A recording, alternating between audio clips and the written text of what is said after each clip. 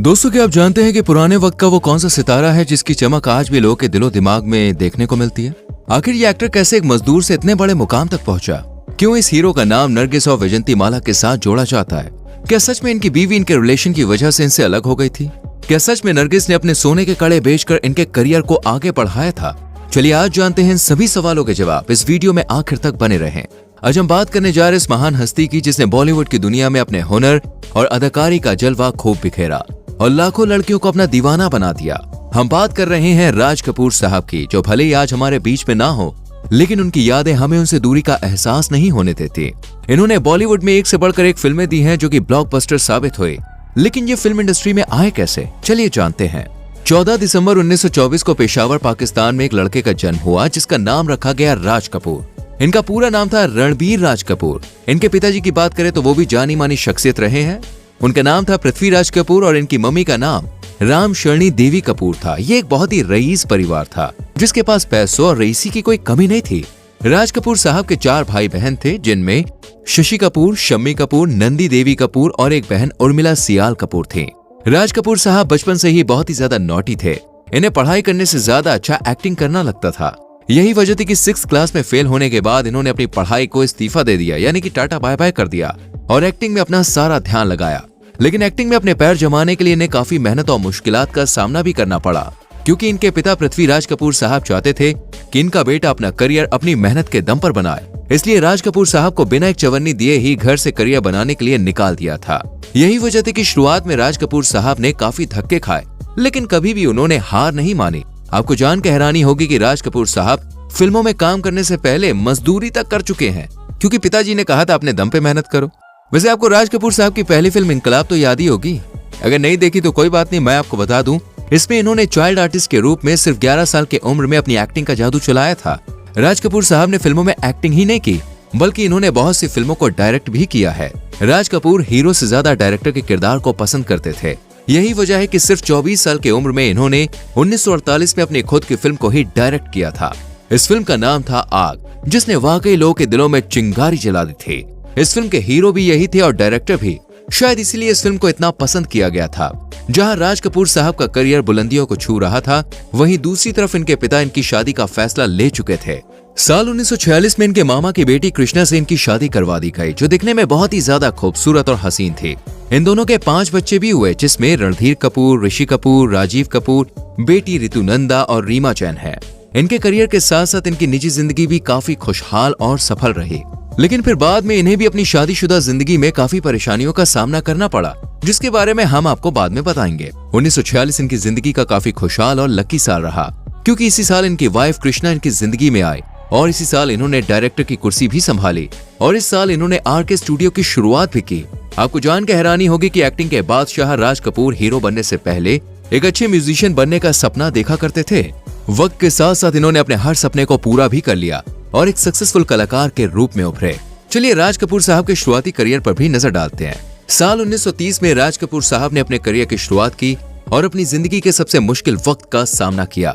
इन्होंने इस समय में बॉम्बे टॉकीज में क्लैपर बॉय का काम किया और साथ ही ये पृथ्वी थिएटर में एज एन एक्टर के रूप में भी नजर आए, जबकि ये दोनों कंपनियां खुद इनके पिता पृथ्वीराज कपूर साहब की थी। इनकी एक्टिंग को लोगों द्वारा काफी पसंद किया गया और इसके बाद से ही इन्हें लगातार फिल्मों में काम करने का मौका भी मिला।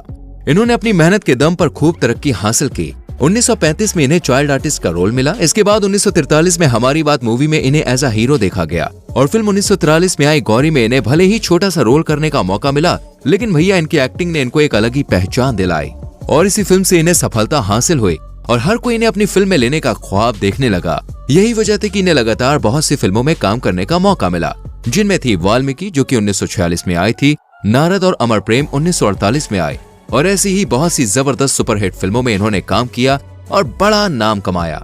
अपने करियर को आगे बढ़ाने के लिए इन्होंने अपना खुद का RK स्टूडियो भी खोला, जिसकी सबसे पहली फिल्म थी बरसात। इस फिल्म में राज कपूर और नरगिस, जो कि उस वक्त की जानी मानी खूबसूरत अदाकाराओं में से एक थी, वो नजर आई। इस फिल्म में दोनों की केमिस्ट्री को बहुत ज्यादा पसंद किया गया और इस फिल्म का एक सीन तो भाई लोगों के दिमाग पर ऐसा छाया कि लोग आज भी सीन को याद करते हैं। इस रोमांटिक जोड़ी की पॉपुलैरिटी देखते हुए RK स्टूडियो का लोगो भी इस पर बनाया गया था। राज कपूर साहब अपने टाइम के सुपरस्टार थे। उस समय में दूसरे एक्टर्स के लिए बॉलीवुड में पहचान बनाना मुश्किल था।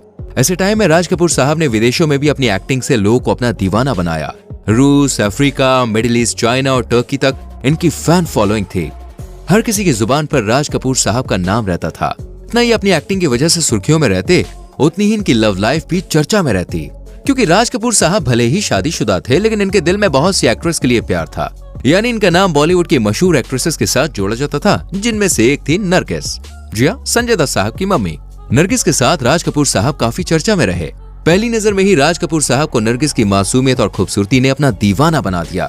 लेकिन आखिर इनकी मुलाकात हुई कैसे, इसके बारे में जानने से पहले अगर आपने हमारी वीडियो को लाइक नहीं किया तो भैया बहुत गलत काम किया, फटाफट से लाइक करो। चलिए आपको इनकी मुलाकात का एक दिलचस्प किस्सा बताते हैं। ये उस वक्त की बात है जब 1948 में राज कपूर साहब अपनी फिल्म आग, जिसको वो खुद डायरेक्ट कर रहे थे, उसके लिए एक अच्छी लोकेशन की तलाश में थे। इसलिए वो उस समय की मशहूर एक्ट्रेस जिद्दन बाई के घर गए। वहीं पर इन्हें अपनी फिल्म की हीरोइन नरगिस भी मिली। घर पर राज कपूर के आते ही ये जल्दबाजी में अपने माथे पर लगे बेसन को मिटाए बिना ही इनके सामने आ गई। नरगिस का ये प्यारा सा अंदाज देखकर राज कपूर साहब भैया इन पर हो गए फिदा और इस सीन को इन्होंने फिल्म में ऐड करने के लिए भी कहा। और बस यहीं से इनके लव स्टोरी की ट्रेन धीरे धीरे पटरी पे आई।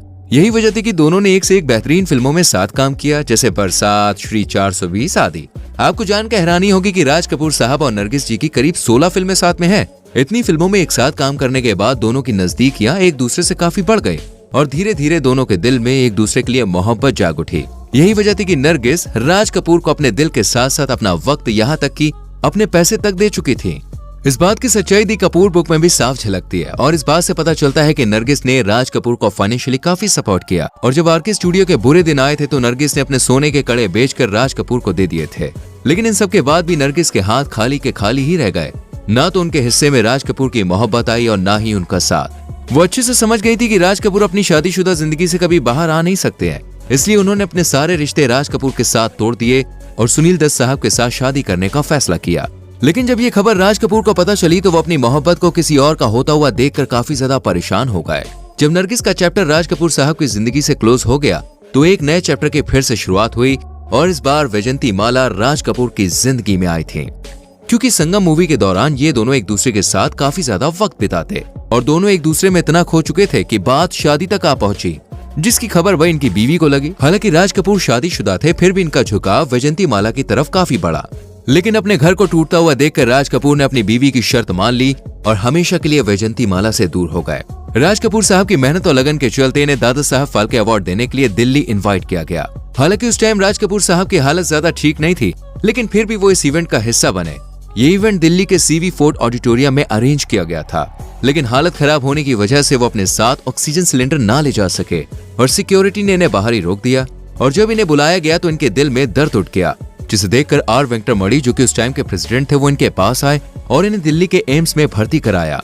राज कपूर साहब 1 महीने तक इस हॉस्पिटल में रहे और फिर बाद में इनकी मृत्यु हो गई और आखिर ये फिल्मी सितारा भी इस दुनिया से अलविदा हो गया। बस दोस्तों, आप मुझे बताइए इनकी कौन सी फिल्म आपको सबसे ज्यादा पसंद है। कमेंट जरूर करना, वीडियो को लाइक और शेयर भी करना। आने वाली वीडियोस को देखने के लिए चैनल को सब्सक्राइब करके बेल आइकन प्रेस करें, जिससे आने वाली वीडियोस मिस ना हो।